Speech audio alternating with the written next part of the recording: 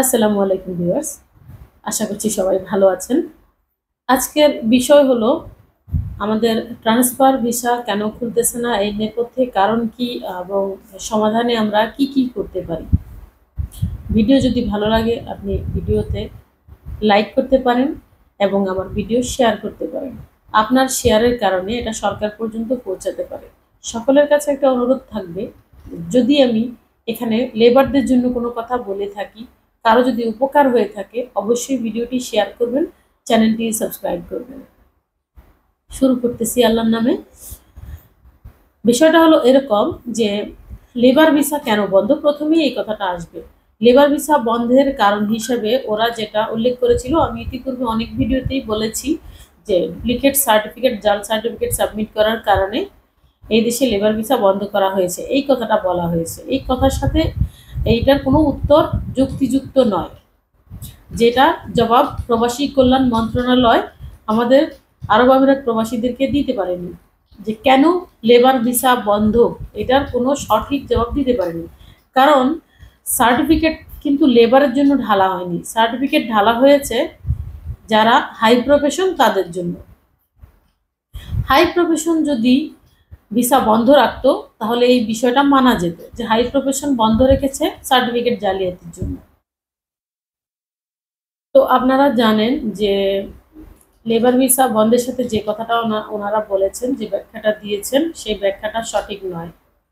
সঠিক এই জন্য নয়, লেবারদের জন্য কোনো সার্টিফিকেটের প্রয়োজন হয় না।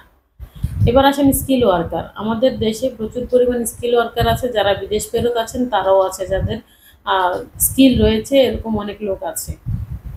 কিন্তু এদের জন্য কোনো স্পেশাল সার্টিফিকেট কখনো বাংলাদেশ থেকে করা হয়নি। স্পেশাল করে একটা সার্টিফিকেট, জেনুইন সার্টিফিকেট করে সেটা এই দেশে পাঠাবে, ওরকম কোনো কিছু কখনো করা হয়নি। তাহলে এই যুক্তিটা এটার সাথেও যায় না। স্কিল ওয়ার্কার ভিসাটাও বন্ধ, তারপর হচ্ছে লেবার ভিসাগুলো বন্ধ, হাই প্রফেশন ভিসা যাদের জেনুইন সার্টিফিকেট আছে তাদের হচ্ছে।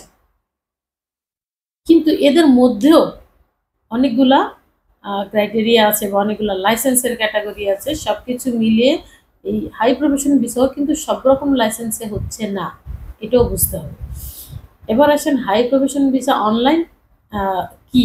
হাই প্রফেশন ভিসা যারা সার্টিফিকেট আছে, আপনাদের অনেকেরই সার্টিফিকেট অ্যাটেস্টেশন করা হয়েছে কিন্তু অনলাইন করা হয়নি। এই প্রক্রিয়াটা অনেকেই বুঝেন না বা জানেন না। তো যাদের কাছে সার্টিফিকেট রয়েছে কিন্তু ভিসা হচ্ছে না, আপনারা আমাদের সাথে যোগাযোগ করতে পারেন। যাদের জেনুইন সার্টিফিকেট, আমি আবার রিপিট করে বলছি, জেনুইন সার্টিফিকেট আছে তারা যোগাযোগ করবেন। যারা সার্টিফিকেট কিনেছেন তারা যোগাযোগ করবেন না। আপনারা যে সার্টিফিকেট কিনতে পারেন বাংলাদেশ থেকে, সেটার প্রমাণও আমরা দিতে পারি। আমরা পেজের নাম এবং নাম্বার উল্লেখ করছি না, দুটো স্ক্রিনশট দিব, স্ক্রিনশট দেখলেই বুঝতে পারবেন এইভাবে বাংলাদেশের সার্টিফিকেট বিক্রি হচ্ছে। তো এখন বিষয় হচ্ছে, সার্টিফিকেট যদি জালিয়াতি হয় সেটা বাংলাদেশ থেকেই হচ্ছে, এবং সেটা তারা এইভাবে গ্যারান্টি দিয়ে দিচ্ছে যে অ্যাম্বাসি অ্যাটাস্টেশন করা শুদ্ধ তারা করে দিবে। এরকম অ্যাটাস্টেশন করা শুদ্ধ যদি বাংলাদেশেই পাওয়া যায়, যাকে তাকে যদি সার্টিফিকেটটা দেওয়া হয়, তো সেক্ষেত্রে আমাদের দেশকে তারা একঘরে করবে না, কাকে করবে? আমরাই তো এর জন্য দায়ী, তাই না? দুদিন পরে দেখবেন জেনুইন সার্টিফিকেট দিয়ে যে ভিসা হচ্ছে সেটা হওয়া কিন্তু বন্ধ হয়ে যাবে। তো এখন এই ক্ষেত্রে সরকার কি করতে পারে? সরকার অনেক কিছুই করতে পারে, যেটা প্রবাসী কল্যাণ মন্ত্রণালয় থেকে অনেক কিছু করার ওদের এখতিয়ার রয়েছে, কিন্তু ওরা ইচ্ছে করে করছে না। এটার পিছনে কি আছে? এটার পিছনে কিন্তু অনেক বড় একটা ষড়যন্ত্র জড়িত আছে, যেটা আপনারা অনেকে জানেন, অনেকে জানেন না। আপনারা জানেন যে ইন্ডিয়া বাংলাদেশকে বিভিন্নভাবে চাপে রাখার ট্রাই করতেছে, সেটা আপনারা সবাই জানেন। ইউনূস সরকারকে চাপে রাখার জন্য অনেক কিছুই করা হচ্ছে। তারই একটা অংশ বিশেষ মনে রাখবেন যে এখানে লেবার ভিসা চালু নেই। ইন্ডিয়া থেকে লেবার আসতেছে অ্যাভেলেবেল, ইন্ডিয়াদের ভিসা কখনোই বন্ধ হয় না। এবং সবচেয়ে বড় বিষয় যেটা, সেটা হচ্ছে ইনসাইড আমাদের ট্রান্সফার ভিসা কেন বন্ধ আছে? এটা তো বন্ধ থাকার কথা নয়। ধরেন এখানে একজনের ভিসা শেষ হয়ে গেছে কালকে, এবং পরশু থেকে তার ফাইন আসা শুরু হবে। তো একদিনে একটা এমিরেটস আইডির ফাইন আসে 20 দিরহাম করে, এবং 50 দিরহাম ইমিগ্রেশনের ফাইন আসে। তো একটা লোকের 70 দিরহাম করে প্রতিদিন ফাইন আসতেছে। একটা লোক 70 দিরহাম কি প্রতিদিন ইনকাম করতে পারে এখানে? একটা লোককে যদি ভিসা নাই, পতাকা নাই, তাহলে এই লোকটা বাইরে বের হবে কিভাবে, কাজ করবে কিভাবে, খাবে কি, ফ্যামিলিকে কি পাঠাবে, রেমিটেন্স কিভাবে পাঠাবে? এইভাবে বাংলাদেশকে আরব আমিরাত থেকে যে বিশাল অঙ্কের একটা রেমিটেন্স যায়, যাতে আরব আমিরাত থেকে এই অংশটা না যায়, সেটার একটা ইন্টারনাল চেষ্টা ওরা করতেছে, যাতে করে আমাদের যে ট্রান্সফার ভিসা সেটা চালু না হয়। বারবার করে একই কথা বলা হয়েছে, এবং আমরাও কিন্তু অন্ধের মতো ছুটেছি, এই ভিসা তো খুলে দিবে, ভিসা তো খুলে দিবে। আসল ঘটনা কি? আসল ঘটনা হচ্ছে এটার পিছনে একটাই ষড়যন্ত্র, সেটা হচ্ছে বাংলাদেশের ভিসা খোলা না হলে বাংলাদেশ রেমিটেন্স যাবে না এখান থেকে, এবং বাংলাদেশের এখানে থাকা আরব আমিরাত প্রবাসীরা ক্ষুব্ধ হবেন ইউনূস সরকারের প্রতি। প্রফেসর ইউনূসের প্রতি সবার মনে একটা ক্ষোভ জন্মাবে যে আমরা এত যে ক্রান্তিকাল ছিল, যে খারাপ সময়টা ছিল, ওই সময়টা আমরা সবাই রেমিটেন্স দিয়ে দেশটাকে এগিয়ে নিয়েছি, আর আমাদের জন্য আমাদের সরকার ভাবছে না। আসলে কি আমাদের সরকার ভাবছে, নাকি ভেবে কুল করতে পারছে না? বিষয়টা দেখতে গেলে অনেক কিছুই আসে। আসলে ভেবে কুল করতে পারছে না। বাংলাদেশের আভ্যন্তরীণ এত পরিমাণ প্রবলেম, তার মধ্যে তাদের প্রতিবেশী দেশ ভারতের চাপ, এবং এখানে যে ভিসাটা বন্ধ হয়েছে এটার জন্য যাদের কথা বলা দরকার, মন্ত্রণালয়ে যার অধীনে, যেমন আসিফ নজরুল স্যারের অধীনে কিন্তু প্রবাসী কল্যাণ মন্ত্রণালয়, সেখান থেকে কোনো রকম কিন্তু ভালো ফিডব্যাক আমরা আরব আমিরাত প্রবাসীরা পাইনি। তো যেহেতু পাইনি, তো স্বাভাবিকভাবে এখানকার লোক ক্ষুব্ধ যে আমাদের জন্য ওরা কিছু করতেছে না।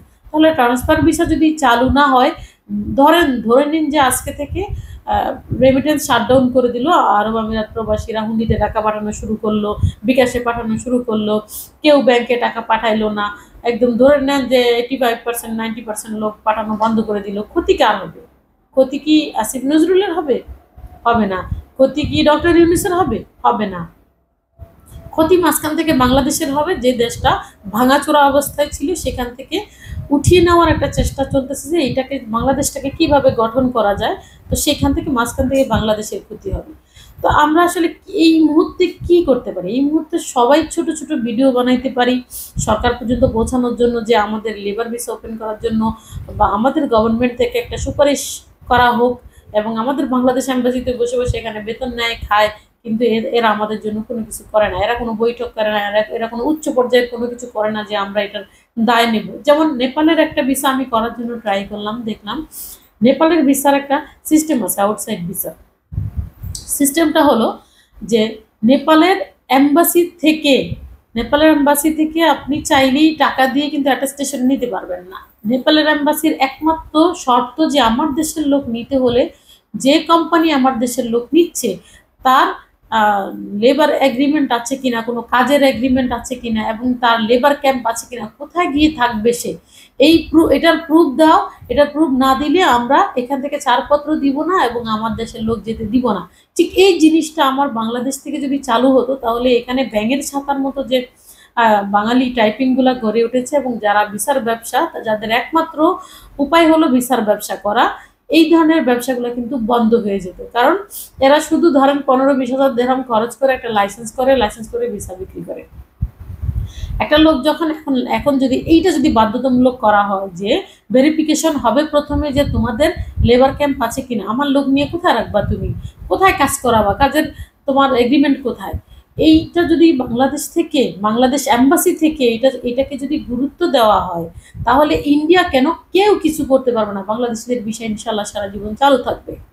তো এটার জন্য সর্বপ্রথম এম্বাসির উদ্যোগ নিতে হবে, এবং বাংলাদেশ থেকে সরকারকে এটা প্রেশার ক্রিয়েট করতে হবে যে বাংলাদেশ এম্বাসি যেন এই বিষয়গুলো নিয়ে কাজ করে। তো এই বিষয়গুলো নিয়ে আমাদের সবার কাজ করতে হবে। সবার কিভাবে কাজ করতে হবে? আপনি যে একজনের থেকে ভিসা কিনলেন, আপনার একটা লোকের জন্য আপনি একটা ভিসা কিনে নিলেন, তো এই লোকটা কাজ করবে কোথায়, কাজের নিশ্চয়তা কোথায় সেটা জানেন, থাকার নিশ্চয়তা কোথায় সেটা জানেন। একটা লোক একটা রেসিডেন্সি ভিসা দিতেই পারে, যেমন ধরেন একটা লাইসেন্সে আপনি আপনার ভাইয়ের বউকে একটা রেসিডেন্সি ভিসা দিলেন, বা আপনার বোনকে দিলেন, সেটা আলাদা ব্যাপার। কিন্তু আপনি 20টা কোটা পেয়েছেন, 20টা ভিসা পেয়েছেন, 30টা ভিসা পেয়েছেন, এই লোকগুলোকে আপনি কোথায় নিয়ে রাখবেন? এটা তো আপনারও জানতে হবে, যিনি ভিসা কিনতেছেন আপনার তো জানতে হবে যে এই লাইসেন্সটার ভবিষ্যৎ কি। লাইসেন্সের যদি ভবিষ্যৎ না থাকে, 2 বছর পরে আপনি ভিসাটা রিনিউ করবেন কোথায়? 2 বছর পরে ভিসা যদি এরকম বন্ধ থাকে, ওই মুহূর্তে আপনার ফাইন আসবে, আপনি কোন পর্যায়ে যাবেন? অতএব আপনারা বোঝা উচিত যে যেখান থেকে ভিসা কেনা যাবে না, এবং গভর্নমেন্টের সকল রুলস মেনে আপনাকে চলতে হবে। এই দেশের গভর্নমেন্ট চায় আপনি ভালো থাকেন, চায় বিধায় ওরা বিভিন্ন রুলস করেছে। তো এই আপনার ভালো থাকাটা আপনার দেশের সরকারেরও চাইতে হবে, এম্বাসিরও চাইতে হবে। সরকার এবং এম্বাসি চাইলেই কিন্তু কালকেই ভিসা খুলে যায়। বিশেষ করে এখানে যারা রয়েছেন, যাদের প্রতিদিন 70 দিরহাম করে ফাইন আসতেছে। ভিডিওটা বেশি বেশি শেয়ার করবেন, আপনাদের মূল্যবান মতামত দিবেন। ধন্যবাদ। আল্লাহ হাফেজ।